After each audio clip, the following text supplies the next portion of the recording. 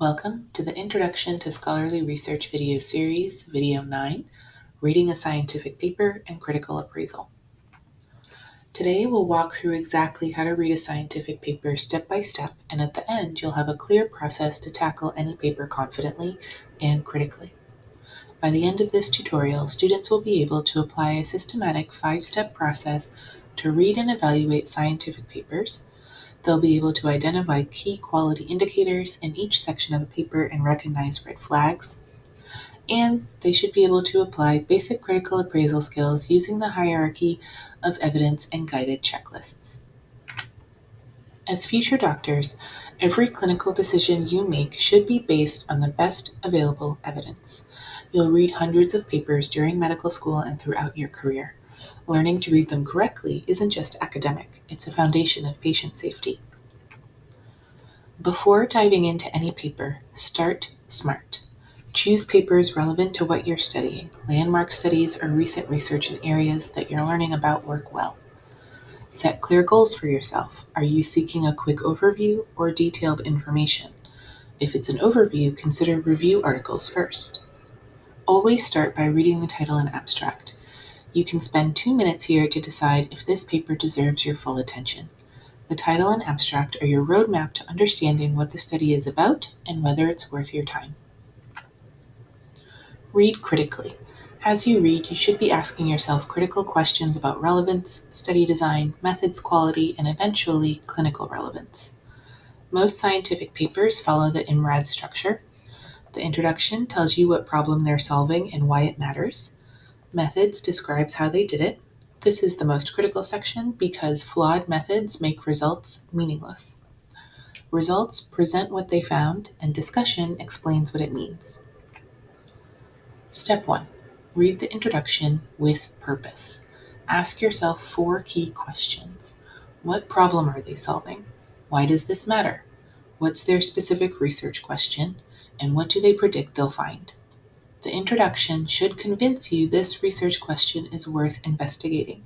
If you can't clearly answer these questions after reading the introduction, that's a red flag. Step 2 is the most important. Scrutinize the methods.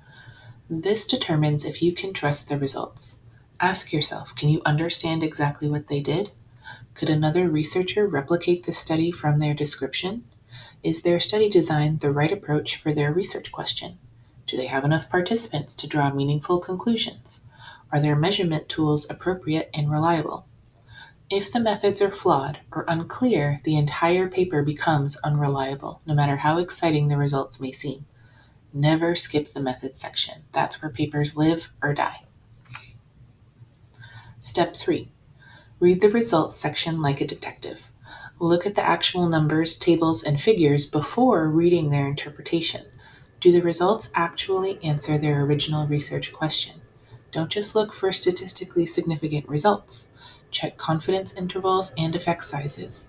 Note any missing data or participant dropouts. Sometimes authors get excited about secondary findings and forget their main question.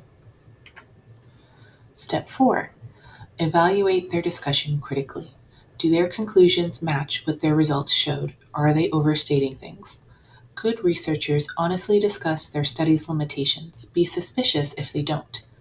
How do their results fit with existing research?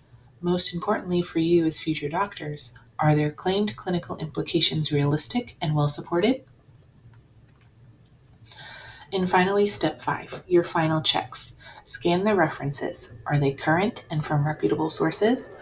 Check who funded the study and any conflict of interest the authors declare. Look at where the authors work and their expertise. Are they qualified to do this research? Finally, note which journal published this and when. These details help you judge the paper's credibility and relevance. Now, for basic critical appraisal. Use the evidence hierarchy as a starting point. Systematic reviews and randomized control trials generally provide stronger evidence than case reports or expert opinion. But remember, a poorly done systematic review is worse than a well-designed case study. The study type gives you a starting point, but your step-by-step reading determines the actual quality. Use structured appraisal tools to guide your evaluation. CASP offers checklists for different study types. GRADE provides systematic quality assessment, and specialized tools exist for specific research designs, all of which you can find on the Medical Scholarship LibGuide under the Critical Appraisal tab. Practice makes perfect. Start with papers for the system blocks that you're in, and don't hesitate to ask librarians, faculty, or mentors for help. You want to watch out for these red flags. Vague method sections, results that seem too good to be true, no discussion of study limitations, undisclosed conflicts of interest, or conclusions that don't match their actual data.